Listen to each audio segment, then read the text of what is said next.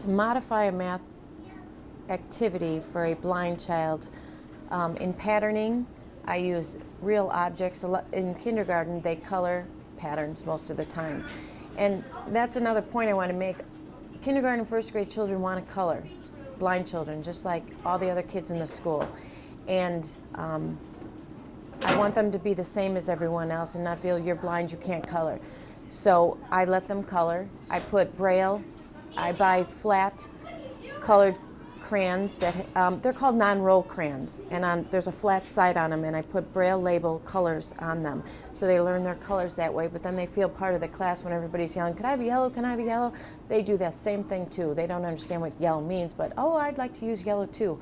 So they'll grab the yellow, and they know what yellow is. So in math, when the children are learning to pattern with colors, we're learning to pattern with objects. In addition, we are learning something that I've used often now. A big problem in math was that the kids would go to feel their objects all over the place and count them and put them together, and they just wipe them out. And that was a real problem of how to keep them contained. We used containers, but they were on top of each other. This way, I needed to find a way to keep it so they could feel them all in an order. So I put masking tape upside down, the sticky side up, and put that down, and they had a field for all their objects to stick where they put them. And then when they went back to feel and count again, they were there for them. So we use that for addition, subtraction, and the concepts of numbers. It's just that Braille number, sticky number has to be everywhere on every object they're doing. We use envelopes with Braille numbers on them. They read the envelope, they have to put that many objects in it. We put Braille on paper plates, and they have to find the number and put that many clothespins on the paper plate. So you have to just be creative in what you can find that you can stick Braille on and the kids can manipulate. Other examples that we use, kids like to play school and teacher, so every day they get a little brown envelope, and I put the coin in the envelope for them to learn what their coins are. They have to open up the envelope and get the coin out, so they just feel real important by opening an envelope. The first time I gave it to a bunch of students, they didn't have any idea how to open an envelope. So you never think of all these things. So he just tore it open and had to get a new envelope, but that was a lesson. The next time was to teach him how to open a little brown envelope. Another thing, we play with the large American Printing House has the game board. So we take, we'll roll the dice, and they're learning dice. But one thing I found, blind children don't know how to roll the dice. So they don't see everybody else rolling it. So that was one lesson, to put the dice in your hand and turn it and flip it over. They would throw it, and then they couldn't find it either. So that was a lesson in itself. But to feel the dots on there and to understand what pattern that number is all the time is a lesson. Putting together, playing Uno. We play a lot of Uno. They have to read the color word and the number. And that, you don't have to buy that, you just Braille that right on there. A lot of things you can Braille right on, you can just stick it in your Brailler. Such as cards, math cards that you buy at the store. You don't have to worry about the plastic paper, you can just put it right in the Braille machine and Braille right on top of it, and you can have the kids Braille right on top of it and then play the game. The other day we played, and that was a letter game. We played Go Fish using I words. So you could do that with any number cards. You can use a thematic approach when we read a story about, or actually we did something with J's, and it was jackets, and they had to match the number of buttons onto the jacket. We have birthday cakes, they have to put candles on top of the birthday cake after they read the Braille number. This is one of the ways we teach our number concepts right away. This is my 1 book. The child writes the number sign 1, and if hand over hand is needed, that's okay. We just practice every day. And they have to find the object, and they read this object to us. They put the 1 on every day, or every page they put the 1 on. So when they go back and read it, they'll find, oh, this is 1 bow, and I say, okay, go find the Braille, and then they'll find the Braille, and eventually they'll learn number 1. 1 toothpick, 1 spiral pipe cleaner, 1 spaghetti, 1 circle, 1 star, and what else? 1 feather. So whatever you have laying around. In my home, I have several children, so if I find junk on the floor, I just bring it to school and we use it in a book. We're doing J Week. These are jelly beans, so today they did a jelly bean book. They had to write a color word and the different flavors and colors of the jelly beans. To teach independence, the beginning independence stage, I made this small graph, and I use a thermoform machine to emboss the graph. So it's raised lines so the child could feel it. And for the child who can read, I read Braille. This is a copy of it. I just went ahead and wrote the word in Braille, circle, triangle, and made a line for them instead of making raised lines. But I take cups and I put those same shapes on them, and they have to take the cup and I put items in it. So they have to count the item and then record it under the right recording. And that's very challenging for them. First of all, there's 9 of them, and to find the same cup and to not to drop all the items in the cup, to come up with the right answer. So that was very difficult at first, but then they started getting the hang of it. I also have Braille on it, the word square, and I tried to make them dark, but it ended up, these are wiki sticks, and they make the shape on the cups also.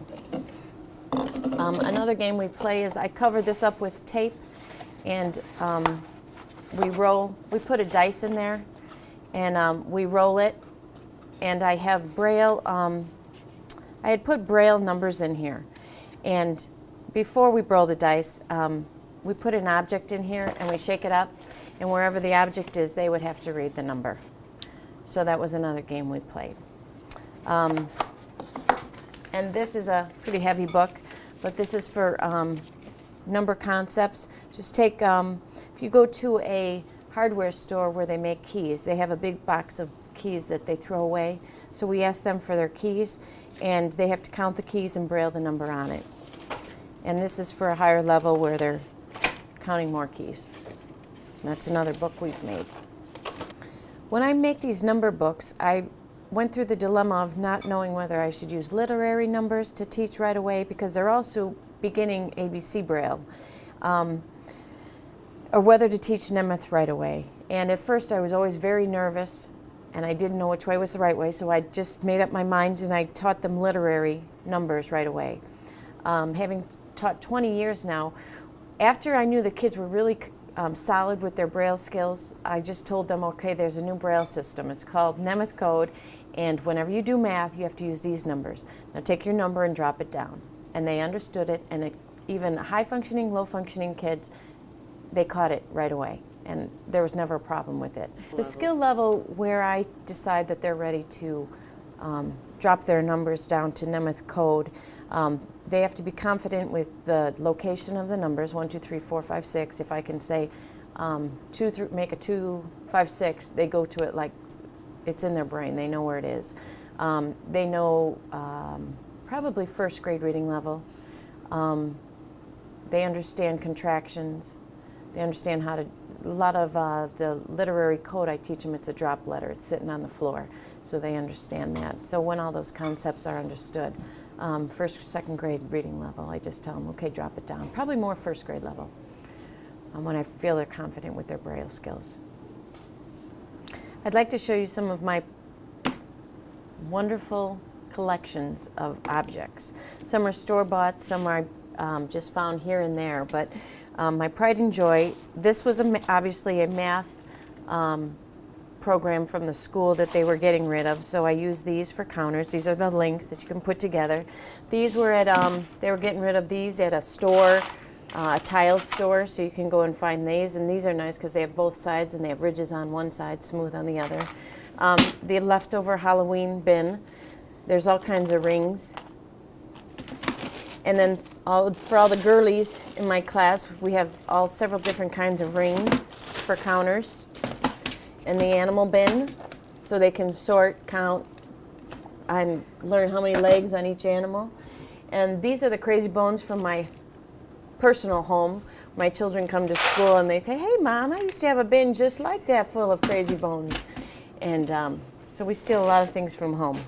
These are one of my personal favorite, a whole container full of frogs for them to count, sort, and discriminate all the different kinds and feels. These stretch.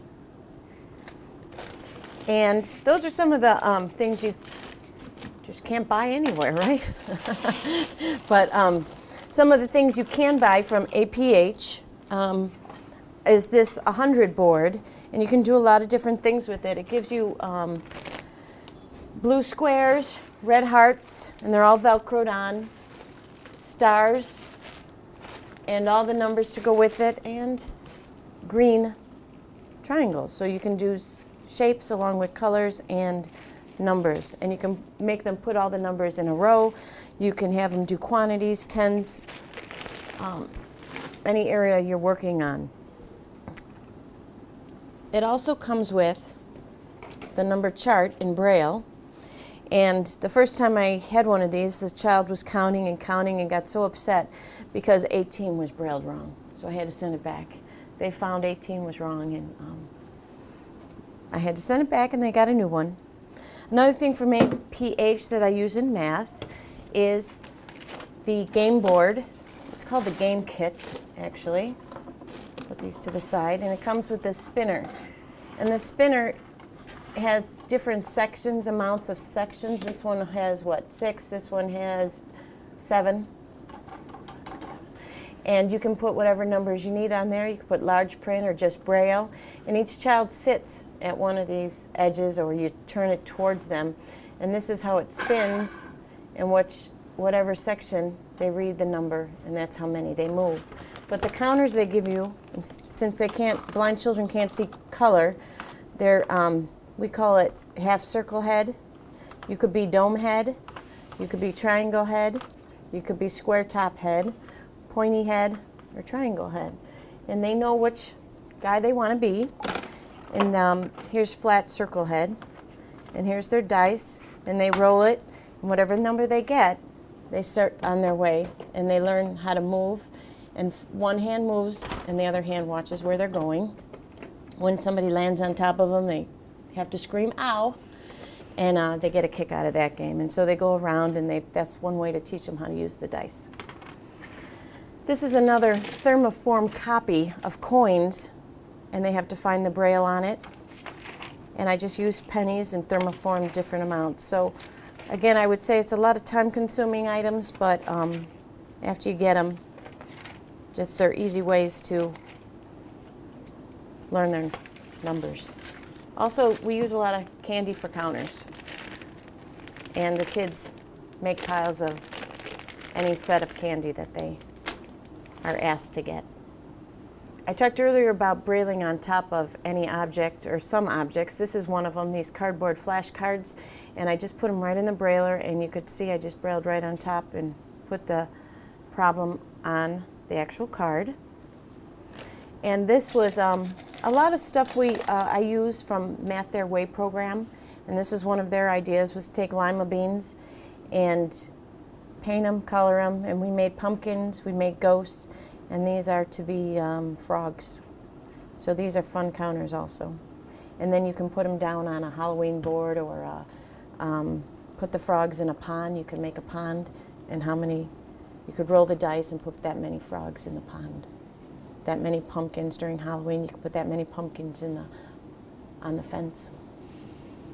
I take a whole language approach each week to the letter of the week, and then I throw in math, science, and all my subjects around the letter.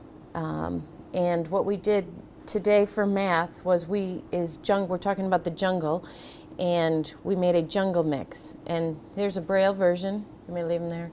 And each kid had to count out 16 animal crackers, 15 sticks, 14 fruit snacks, and 13 Cheerios.